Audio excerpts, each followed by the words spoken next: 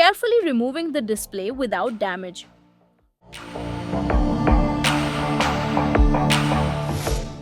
Battery disconnected and logic board removed for testing.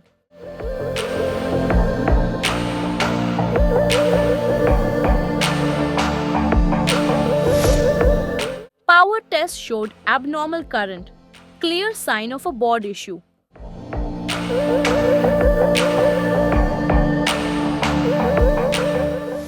Using thermal detection, we located the overheating IC.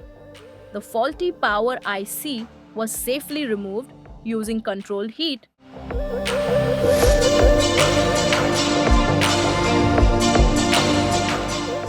Dead iPad A2602 successfully revived. Thanks for watching. Do subscribe.